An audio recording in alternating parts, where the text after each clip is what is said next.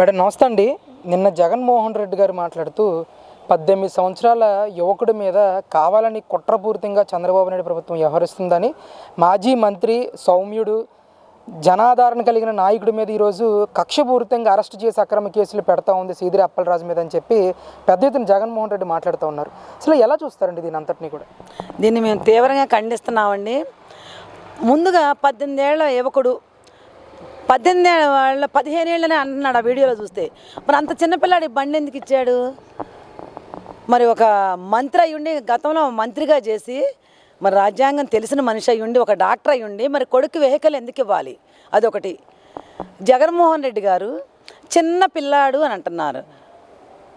చనిపోయిన ఆ గొర్రెల కాపరిని అతన్ని పలకరించాలా? యాక్సిడెంట్ చేసిన పిల్లాడిని పలకరించాలా? పిల్లాడైనా పెద్దాడైనా అక్కడ మనిషి చనిపోయి ఉన్నాడు, పేద కుటుంబం, తినడానికి లేదు, ఒక గొర్రెల కాపరని మీరే చెప్తున్నారు ఆ వీడియోలో, మేము చూసాం జగన్మోహన్ రెడ్డి గారు. మరి వాళ్ళ మీ వైసీపీ గవర్నమెంట్లో మంత్రిగా చేశాడని డబ్బు ఉన్నాడని చెప్పి అప్పలరాజు కొడుకుని పెట్టుకొని మీరు ప్రెస్ మీట్ పెట్టారే, ముందుగా పోవాల్సింది ఎవరింటికి? బాధిత కుటుంబం ఇంటికా, నష్టపోయిన వాళ్ళ ఇంటికా, లేకపోతే యాక్సిడెంట్ చేసిన వాళ్ళ ఇంటికి వెళ్తారా? అదొకటి. ఇంకొకటి, రేపు ఏదైతే మోడీ గారు వస్తున్నారో, మోడీ గారు వచ్చేటప్పుడు ముందు నిన్న ఎందుకు పెట్టుకున్నారు మీరు? నిన్న ఎందుకు వెళ్ళాలి అంటే అక్కడ మోడీ గారి ఇంటెలిజెన్స్ విభాగం అంతా అక్కడ పనిచేస్తూ ఉంది. ఢిల్లీ నుంచి వచ్చారు, అక్కడ ఆ కార్యక్రమాలన్నీ రేపటి ప్రోగ్రాం కోసం అన్నీ చూస్తున్నారు. నువ్వు నీ మంది మార్బలం ఏదైతే నీ 1000 మంది ఒక బ్యాచ్ ఉంది అక్కడ, ఆ 1000 మంది ఎప్పుడు అల్లర్లు సృష్టించేది ఒకళ్ళు, జైహిందులు కొట్టేవాళ్ళు ఒకళ్ళు, మరి అరాచకాలు సృష్టించేవాళ్ళు ఒకళ్ళు, మరి ఈ వచ్చిన వాళ్ళని చెల్లాచెదురుగా చేసేవాళ్ళు ఒకళ్ళు. ఇన్ని రకాల బ్యాచ్లు నువ్వు పెంచి పోషించావు. ఆ పేటీఎం బ్యాచ్ మొత్తం అక్కడికి దిగి మరి నిన్న సృష్టించింది. అంటే మోడీ గారి దృష్టిలో నాకు జనాదరణ ఉంది అని చెప్పి నా మీద ఉన్న కేసులు కొట్టేయండి అని మోడీ గారి ఇంటెలిజెన్స్ వాళ్ళు ఎవరైతే ఉన్నారో బీజేపీ ఇంటెలిజెన్స్ వాళ్ళు మోడీ గారికి చెప్తారని ఆగమేఘాల మీద నిన్న మా ప్రోగ్రాం పెట్టి ఎక్కడో శ్రీకాకుళం వెళ్ళావు. ఒక్కటి అడుగుతున్నామండి, ఇక్కడ మరి మన అమరావతిలో 20 ఏళ్ల అమ్మాయిని, అంటే 20 ఏళ్ల నా కూతుర్ని, గర్భిణీతో ఉన్న అమ్మాయిని బూటు కాళ్ళతో దొక్కారు. మరి నువ్వు ఎందుకు పలకరించలేదు? వచ్చి మా ఊరు వచ్చి మా ఇంటికి వచ్చి మా అమ్మాయిని ఎందుకు పలకరించలేదు? ఇన్నేళ్ళ నుంచి పిల్లలు లేరు కదా, మానసికంగా ఇబ్బంది పడుతుంది కదా. మరి ఆ రోజు ఆమె కంటికి కనపడలేదా? మరి పొలాలు ఇచ్చిన వాళ్ళమే కదా. మా అమ్మాయిని ఎందుకు పలకరించలేదు జగన్మోహన్ రెడ్డి గారు? అదొకటి. 250 మంది రైతులు ఇక్కడ భూములు ఇచ్చి త్యాగం చేసి మరి ఆర్టిలాకులు చనిపోయారే, నువ్వు 3 రాజధానులను ప్రకటన చేస్తే వాళ్ళల్లో పిల్లలు కూడా ఉన్నారు. వాళ్ళు ఎవరైనా పలకరించావు వచ్చి? నువ్వు వాళ్ళు పొలాలు ఇచ్చి నష్టపోయారే, అదొకటి. ఇంకొకటి, ఇక్కడ ఉద్యమాలు జరిగేటప్పుడు మా పిల్లలు ఉన్నారు, వాళ్ళు ఇంకా యుక్త వయసు రాలా, వాళ్ళకి 10th క్లాసు ఎంట్రో చదువుతున్నారు. వాళ్ళు మేము ఉద్యమాలు చేస్తుంటే బజార్లోకి వాళ్ళు వచ్చారు పిల్లలు. డ్రగ్స్ అంటే తెలియని ప్రాంతం ఇది. అట్లాంటి వాళ్ళని పిల్లలు ఉద్యమాల్లోకి వచ్చారు. చిన్న పిల్లలని ఇప్పుడు చెప్తున్నాం, చిన్న పిల్లాడని. ఆ రోజు 10th చదివిన పిల్లాడు చిన్న పిల్లాడుగా పెద్ద పిల్లాడు అవుతాడు చెప్పండి. మరి అలాంటి పిల్లల్ని గంజాయి కేసు కింద నువ్వు ఎందుకు అరెస్ట్ చేయించావు? ఆ రోజు నీ ప్రభుత్వమేగా. చిన్న పిల్లలు ఉద్యమాలు జరుగుతున్నాయి, వాళ్ళు భూములు ఇచ్చారు, అందుకే రోడ్డు ఎక్కారు, నువ్వెందుకు అనుకోవాలా? నువ్వు మరి అరెస్ట్ చేయించావు కదా. వీళ్ళు అక్కడ పిల్లాడు యాక్సిడెంట్ చేశాడు, చనిపోయి ఉన్నాడు మనిషి, చిన్నపిల్లాడని నువ్వు అంటున్నావు. పిల్లాడైనా నష్టపోయింది పెద్దాడేగా, అదొకటి జగన్మోహన్ రెడ్డి గారు. ఇంకొకటి, 45 ఏళ్ళు ఉన్నాయి ఇంకా వయసు అయిపోయింది అన్నావు. చనిపోయిన అబ్బాయికి 45 ఏళ్ళకే వయసు అయిపోయిందా? 45 సంవత్సరాలకి ఆయన వయసు అయిపోతే మరి 50-55 నీకు ఉన్నాయి అనుకుంటా. మరి ఇంక నువ్వెందుకు ఈ రాష్ట్రానికి? అంతకన్నా పెద్దాడు నీకు వయసు అయిపోయిందిగా, ఇంక నువ్వు మాత్రం దేనికి? అంటే ఎలా చూడొచ్చండి అసలు చనిపోయిన గొర్రెల కాపరి దానయ్య వాళ్ళ కుటుంబం మీద కానీ, ఆయన చనిపోయిన మరణం మీద కానీ కనీసం సంతాపం తెలియచేయకుండా జగన్మోహన్ రెడ్డి గారు ఏదో దారిపోయిన వ్యక్తిని గుద్ది చంపేస్తే నేరమా అని చెప్పేసి మాట్లాడడానికి కానీ, 45 ఏళ్ళు దగ్గర వయసు కూడా అయిపోయింది, అలాంటి వ్యక్తి చనిపోయిన తర్వాత ఈ విధంగా కుట్రపూరితంగా కూటమి ప్రభుత్వం వ్యవహరించడం చెప్పేసి మాట్లాడడం కానీ, అసలు పరామర్శకు వెళ్ళిన జగన్మోహన్ రెడ్డి ఇలాంటి వ్యాఖ్యలు చేయడం ఎంతవరకు సమర్థించవచ్చు అంటారండి? ఇది అరాచక ప్రభుత్వం అండి. కుట్ర చేశారు, మరేంటి ఇరికిచ్చారు కేసుల్లో. చిన్న పిల్లాడని పదే వాడావు. అసలు కేసుల్లో ఇరికిటి నీకు ఒక శవాలు కావాలి. ప్రస్తుతానికి నువ్వు బయటికి రావాలంటే ఒక శవం కావాలి. అక్కడ దొరికింది, ఆ యాక్సిడెంట్ చేశాడు. మరి అదే రాష్ట్రం మొత్తం కూడా అంటున్నారు, ఆ చనిపోయిన ఆ గొర్రెలు కాసే అతన్ని పలకరీయకుండా నువ్వు అప్పలరాజు కొడుకుని పలకరించడానికి వెళ్ళావంటే ఏంటి అప్పలరాజు నీ మంత్రినే కదా, నీ పార్టీనే నువ్వు పలకరించావు, లేకపోతే వచ్చేవాడి కాదు. మరి ఆ పేదింటికి వెళ్ళి పలకరించావా? అది పలకరించలేదు. పైపెచ్చి మళ్ళీ ఇంకేందో మరి మీ ఇంట్లో ఏంటి ఆ అబ్బాయి భార్యను మా ఇంట్లో పని మనిషిగా పెట్టుకుంటామని కూడా అన్నారంటే మరి అవి కూడా కొన్ని వైరల్ అయినాయి. పని మనిషిగా పెట్టుకుంటావా?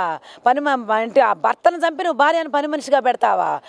ఇది ఎంత అరాచకం అండి అసలు చూస్తుంటే.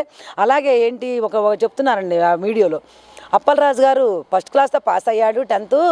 చంద్రబాబు గారు వచ్చి మరి బహుమతులు ఇచ్చారు, ప్రజెంటేషన్ ఇచ్చారు అని చెప్తున్నాం. ఆ రోజు తను చదువుకున్నాడు, కష్టపడి పాస్ అయ్యాడు, ఓకే ఆయన వచ్చి ఇచ్చాడు, అది ఓకే, అది బాగానే ఉంది, మంచి. ఇవాళ తన పిల్లాడు ఒక మనిషిని చంపేశాడు. మరి ఇప్పుడు స్పందించాలి కదా. అప్పుడు ఆయన చెడ్డోడని అనలేదుగా. నీ ప్రభుత్వంలోకి వచ్చిన తర్వాత నువ్వు నేర్పిన విద్య అనమాట అప్పలరాజుకి. కానీ మరి ఆ పిల్లాడికి మరి తండ్రి బండి ఎందుకు ఇచ్చాడు, ఆ పిల్లాడు ఎందుకు కుట్టారు, ఆయన ఎందుకు గుర్తించాలి? ఒకటి 108కి ఆయనే అబ్బాయే ఫోన్ చేశాడు అని చెప్పారు. ప్రభుత్వం ఎవరిది ఇప్పుడు నడుస్తుంది? కూటమి ప్రభుత్వం. ఎవరైనా రోడ్డు మీద యాక్సిడెంట్ దారే పోయేవాడైనా సరే నుంచోని అది ఏదో జరిగిందని చెప్పి వెంపటే 108 ఫోన్ చేసి ఎవరైనా మానవత్వం ఉన్న ఎవడైనా చేస్తాడు. యాక్సిడెంట్ చేసినాడైనా చేస్తాడు, చెయ్యినోడైనా రోడ్డును పోయేవాడైనా అక్కడ ఏం జరుగుతుందా అని ఎవరైనా మరి మనుషులను చూడగానే నాకు బ్లడ్ వచ్చి కాళ్ళు చేతులు ఎర్రగొట్టుకుని రోడ్డు మీద పడిపోయిన వాళ్ళు ఎవరైనా సహాయం చేస్తారు, లేపుతారు, అన్నీ చేస్తారు. ఇది కొత్త ఏమీ కాదు. అంటే మేడం ఇక్కడ సీదిరి అప్పలరాజు ప్లేస్లో కూటమికి సంబంధించిన జనసేన కానీ బీజేపీ కానీ టీడీపీ నాయకుడు ఉండి టీడీపీ నాయకుడు కొడుకు ఈ దానయ్య అనే వ్యక్తి యాక్సిడెంట్లో చనిపోయే విధంగా వీళ్ళు కనుక ఆ ప్లేస్లో ఉండుంటే జగన్మోహన్ రెడ్డి గారి తీరు ఎలా ఉండేదంటారు? అసలు రాష్ట్రం ఉడికిపోయేదండి. రాష్ట్రం మామూలు కాదు, అట్టుడికిపోయేది అనమాట. అన్ని అరాచకాలు సృష్టించి ఊరిలో కూడా ఎంత గొడవలు సృష్టించి ఏ రకంగా మా రౌడీల్ని గోండాలని దించి అల్లలు సృష్టించేవాడు జగన్మోహన్ రెడ్డి. అప్పలరాజు గారి కొడుకులో కూటమి ప్రభుత్వం వాళ్ళు ఎవరైనా ఉంటే పిల్లాడు ప్రాణం బాలేదని దీని మీద ఏ రకంగా మాట్లాడేవాడు? అసలు దీని వెనక కుట్ర ఉందని అంటున్నాడు. కుట్ర ఉండి కేసులు పెట్టారంటున్నారండి. కుట్ర నువ్వే చేసి ఉంటావు. కుట్ర ఇప్పుడు నువ్వే అంటున్నావు కుట్రని. గుడ్డగాల్సి మీద ఏంటి మీ ప్రభుత్వానికి అలవాటే. నువ్వే కుట్ర ఉంది, కుట్రపూరితంగా ఇరికిచ్చారని చెబుతున్నావు. కుట్రపూరితంగా వాళ్ళు ఇరికిలా అక్కడ కళ్ళకి రాష్ట్రం అంతా చూసింది. అక్కడ మనిషి చనిపోయి ఉన్నాడు, ఆ అబ్బాయి వెహికల్తో తొక్కిచ్చాడు. అంతేగాని కుట్రపూరితంగా ప్రభుత్వం ఎందుకు ఇరికిచ్చుద్ది? అసలు పిల్లాడిని ప్రభుత్వం ఇరికిచ్చుద్దా? తప్పే. పిల్లాడు చేసినా పెద్దోడు చేసినా ఎవరైనా తప్పే. అంతేగాని ఒకటి అడుగుతున్నామండి, మరి ఒక డాక్టర్ ఇందాక నువ్వు అప్పలరాజు గారు 10th క్లాస్ పాస్ అయ్యి సర్టిఫికేట్లు మరి చంద్రబాబు గారు వచ్చి బహుమతులు ఇచ్చారని చెప్పి మెచ్చుకున్నారన్నావే. ఒక డాక్టర్ అయి ఉండి, ఒక దళితుడు అయి ఉండి, మరి 3 మాస్కులు అడిగినందుకే నువ్వు సుధాకర్ని పిచ్చి ముద్ర వేసి పిచ్చోడిని చేసి చివరికి చచ్చిపోయేటట్టు చేసావే. ఇది రాష్ట్ర ప్రజలందరూ చూడలేదా? ఇది అందరికీ తెలియదా? ఇది నువ్వు ఎన్ని అరాచకాలు సృష్టించావు. పల్నాడు ఏరియాలో మరి కత్తులతో, గొడ్డలతో, పొలుగులతో, మరి రాడ్డులతో తీసుకొచ్చి దాడికి నీ వైసీపీ కార్యకర్త దాడి చేయించావు. అది రాష్ట్రం అంతా చూడలేదా? ఏమీ లేదండి. ఇది మాత్రం కేవలం ఆయనే చెప్తున్నాడు. పక్కన చిన్నపిల్లాడిని చెప్తున్నాడు. ఆ చిన్నపిల్లాడు ముందు నువ్వు ఇంత కట్టుకథలు అల్లి నువ్వు చెప్పావే. మరి ఆ పిల్లాడు ఏం నేర్చుకుంటాడు? ఆ పిల్లాడు రేపు ఏం మాట్లాడతాడు? ఎలా తయారవుతాడు?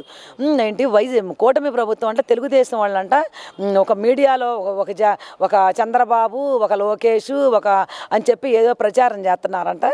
దాని social media, Telugu Desam social media దాని మీద వెళ్ళిపోతుందంట. నువ్వెక్కడ మాట్లాడుతున్నావు? నువ్వు నేర్పిందేగా. నువ్వు బులుగు మీడియాలో నువ్వు మాట్లాడలేదా? నువ్వు నిన్న ప్రెస్ మీట్ పెట్టింది కదా సాక్షి ఛానల్ కాదా? మరి నీకు సజ్జల నువ్వున్నావు, జగన్మోహన్ రెడ్డి, మరి వెనక మన సజ్జల గారు ఉన్నాడు, ఆయన కొడుకున్నాడు, మరి ఇంకా ఆయన పేరేంటి, ఇంకొక ఆయన పులివెంద అక్కడ ఉంటాడు, ఆయన పేరు ఏదో ఉందండి, రెడ్లు ఆయన ఆ ఏరియానే, మిథున్ రెడ్డి, మరి ఇంకా చాలామంది ఉన్నారు. మరి రోజా, శ్యామల వీళ్ళంతా ఉన్నారు కదా. వీళ్ళందరూ నీ బ్యాచీ కదా ఏంటి? అంతేగాని ఏంటి విత్తనం నాటుతున్నారు, అది వృక్షం అయింది అంటున్నాడు. అది కూటమి ప్రభుత్వానికి వర్తించదు. ఒక జగన్మోహన్ రెడ్డి నువ్వే విత్తనాన్ని నాటుతున్నావు. చిన్న పిల్లాన్ని పట్టుకున్న నువ్వే చిన్నపిల్లాడు అనుకుంటే పక్క నుండి ఒక విత్తనాన్ని నాటుతుంది నువ్వు. అది వృక్షంగా తయారైద్ది. అది రేపు వచ్చి నిజాలు తెలుసుకున్నాక నిన్నే కూకటి పేళ్ళతో పెగలు తెస్తారని సంగతి నీకు మర్చిపోతున్నావు. అబద్ధాలు చెప్తున్నావు నువ్వు. ఏదైతే ఎన్ని అబద్ధాలు చెప్తున్నావు అంటే ఎన్నిసార్లు మాట్లాడతావు?